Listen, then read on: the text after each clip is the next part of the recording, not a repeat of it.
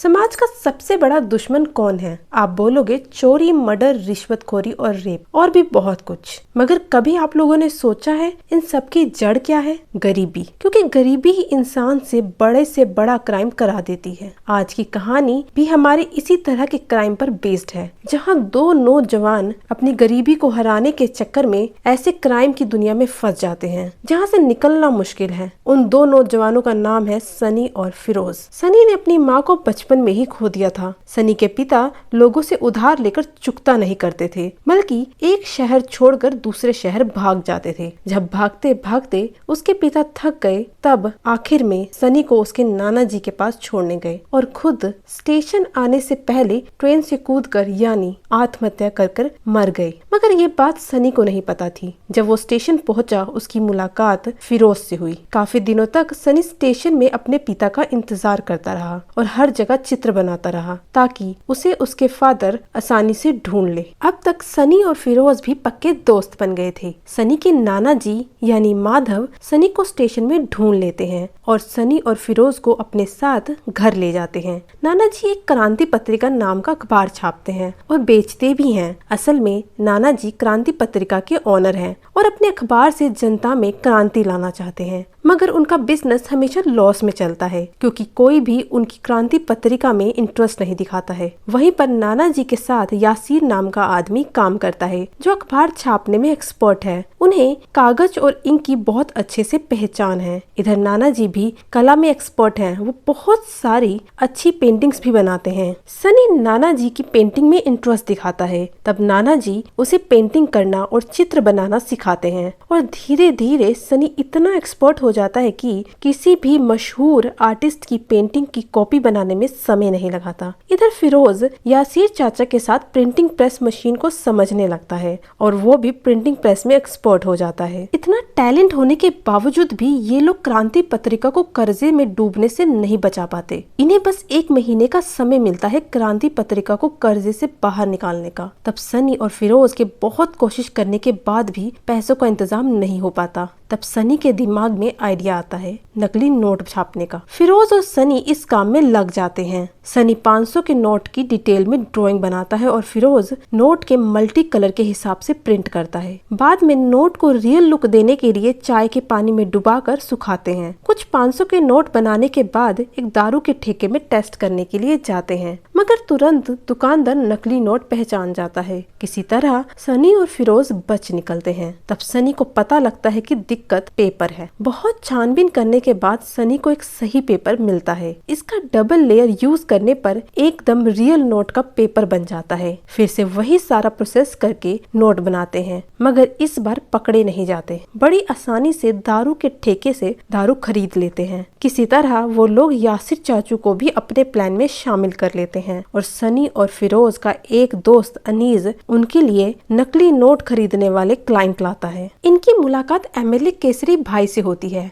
जो इनसे 20 करोड़ के नकली नोट की मांग करता है। इन्हें एक 500 के नकली नोट के बदले असली 150 रुपए मिलेंगे। जब एमएलए केसरी भाई सनी का नाम पूछता है, तब सनी अपना नाम आर्टिस्ट बताता है। 20 करोड़ नोट छापने के लिए उन्हें ढेर सारे पेपर की भी जरूरत पड़ती है, मगर कोई भी पेपर कंपनी आईडी प्रूफ के बिना पेपर बेचने के लिए तैयार नहीं होती। तब सनी और उसके दोस्त रात में पेपर मिल से पेपर चुरा लेते हैं और 20 करोड़ रुपए बनाकर एमएलए केसरी भाई तक पहुंचा देते हैं। इस डील के बाद क्रांति पत्रिका का पूरा कर्जा उतार देते हैं, मगर इसके नाना जी को नकली नोट छापने के बारे में कोई खबर नहीं होती। कर्जा उतारने के बाद यासिर चाचा इन्हें नकली नोट छापने के लिए मना करता है, मगर सनी और फिरोज नहीं मानते। तब यासिर चाचा इनका साथ देने के लिए मना कर देता है। मंसूर दलाल एक ऐसा आदमी है जो दूसरी कंट्री में रहकर नकली इंडियन करेंसी बनाता है, स्पेशली 2000 के नोट। इसी वजह से पूरे इंडिया में काउंटरफीट मनी घूम रहा है। काउंटरफीट मनी यानी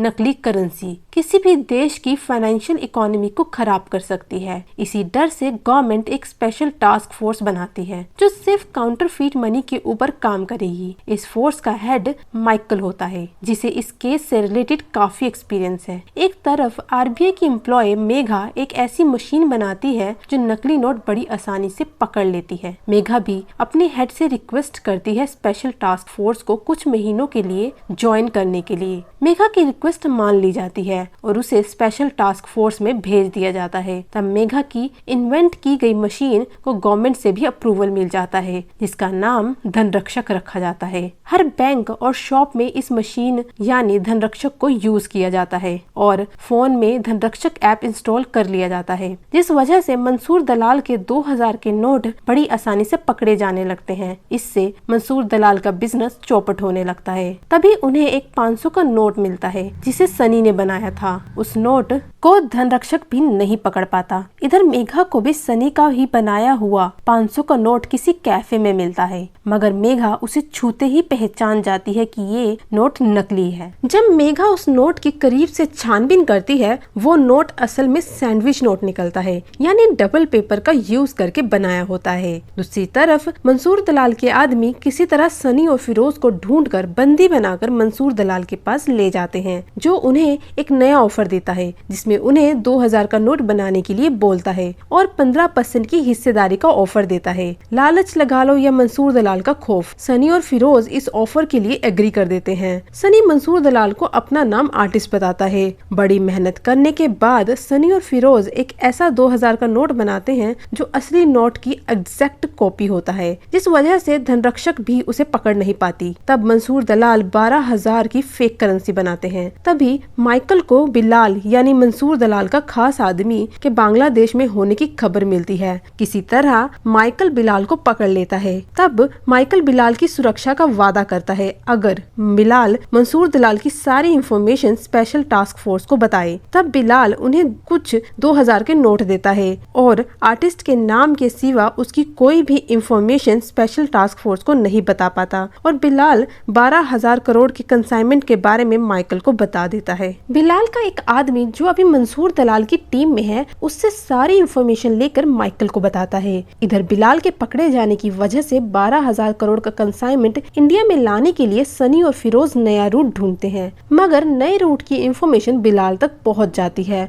और बिलाल से स्पेशल टास्क फोर्स तक। तब सनी को फोर्स के खबरी के होने का शक होता है। तब जाकर सनी और फिरोज समुंदर का रूट चुनते हैं और ये इंफॉर्मेशन किसी को भी नहीं बताया जाता, जिस वजह से स्पेशल टास्क फोर्स को भी कोई खबर नहीं होती। तब मंसूर दलाल सनी को बोलता है कि स्पेशल फोर्स से एक कदम आगे रहना होगा, तभी हमारा काम पूरा होगा। सनी मेघा को अप्रोच करता है और धीरे धीरे दोनों अच्छे दोस्त से लवर बन जाते हैं। इसी दौरान सनी मेघा के मोबाइल में एक चिप इंस्टॉल करता है, जिससे उसे मेघा के सारे फोन और मैसेजेस की इंफॉर्मेशन मिलती रहे। कुछ दिनों बाद सनी और फिरोज समुंदर के रूट से 12,000 करोड़ ला रहे होते हैं इंडिया में, मगर इंडिया पहुंचने से पहले उन्हें पता लगता है कि हर जगह पुलिस चेकिंग कर रही है। इसी वजह से सनी पोर्ट पहुंचने से पहले समुंदर में ही जहां 45 फीट गहरा होता है, वहां 12,000 करोड़ का कंसाइनमेंट उतार देता है और खाली शिप आगे जाने देता है। फिर मौका देखकर सनी और फिरोज 12,000 करोड़ का कंसाइनमेंट समुंदर से निकालकर गोडाउन में शिफ्ट कर देते हैं। इधर मेघा उस 2000 नोट की छानबीन करती है। तब उसे पता लगता है कि जिसने 500 का सैंडविच नोट बनाया है, उसी ने 2000 का नोट बनाया है, क्योंकि सनी एक आर्टिस्ट है और हर आर्टिस्ट की तरह वो भी अपना निशान यानी एस लिखना नहीं भूलता। धीरे धीरे सनी मेघा से प्यार करने लग जाता है और वो मेघा के फोन से चिप हटा देता है, जिस वजह से स्पेशल टास्क फोर्स की इंफॉर्मेशन सनी को नहीं मिल पाती। तभी स्पेशल टास्क फोर्स को पता लगता है कि एमएलए केसरी भाई ने नकली नोट खरीदे थे। स्पेशल टास्क फोर्स उन्हें अप्रोच करती है और उन्हें बोलती है कि आर्टिस्ट से कांटेक्ट करो और एक नई डील करो। तब एमएलए केसरी भाई 100 करोड़ की मांग करता है, जिसके लिए सनी और फिरोज मना नहीं करते, क्योंकि उन्हें जल्द से जल्द 12,000 करोड़ रुपए मार्केट में उतारने हैं। मगर सनी और फिरोज डील करने के लिए एक मॉल का पार्किंग एरिया चुनते हैं।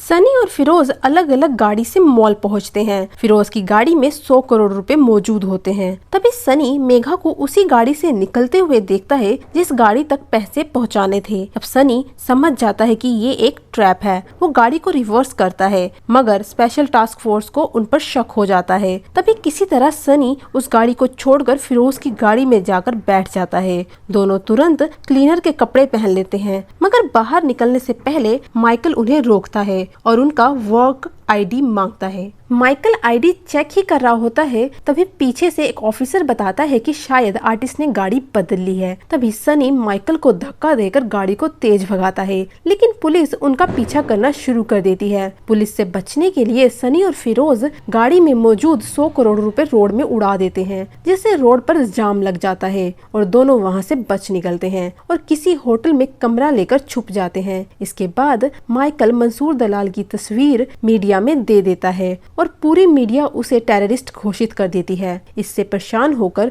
और अपने धंधे को डूबता हुआ देखकर मंसूर दलाल क्रांति पत्रिका के ऑफिस में आग लगवा देता है, जिसमें सनी के नानू मारे जाते हैं। जब ये बात सनी को पता लगती है, तब वो मंसूर दलाल से बदला लेने का फैसला करता है। अनीज दोनों के लिए ट्रेन की टिकट लाता है ताकि दोनों शहर छोड़कर चले जाए, मगर सनी सिर्फ फिरोज को स्टेशन भेज देता है और खुद उसी गोडाउन में जाता है जहाँ 12,000 करोड़ रुपए रखे होते हैं। वहां पर मौजूद लोगों को मारकर मंसूर दलाल को वीडियो कॉल करता है और उसके सामने 12,000 करोड़ रुपयों को जला देता है और साथ में मंसूर दलाल को मारने की धमकी देता है। दूसरी तरफ माइकल उसी मॉल के सीसीटीवी कैमरा से धुंधली सी तस्वीर आर्टिस्ट यानी सनी की ले लेता है, जो मॉल से बाहर निकलते हुए कैच हुई थी। वही तस्वीर स्पेशल टास्क फोर्स क्लियर करने की कोशिश करती है ताकि आर्टिस्ट की तस्वीर सब जगह सर्कुलेट कर सके। तस्वीर क्लियर ही होने वाली होती है, तभी सीरीज यहीं पर खत्म हो जाती है। फर्जी सीजन 2 जरूर आएगा, क्योंकि अभी तक बहुत सी बातें क्लियर नहीं हुई है, जैसे मंसूर दलाल से बदला लेना और आर्टिस्ट की फोटो का क्लियर होना। आने वाला सेकंड सीजन काफी इंटरेस्टिंग होगा। आई होप फर्जी सीजन 1 आपको अच्छा लगा होगा। ऐसी ही नई नई वीडियोस के लिए हमारे चैनल को सब्सक्राइब और शेयर जरूर करें और साथ में बेल आइकन को दबा दे ताकि नोटिफिकेशन सबसे पहले आप तक पहुँचे।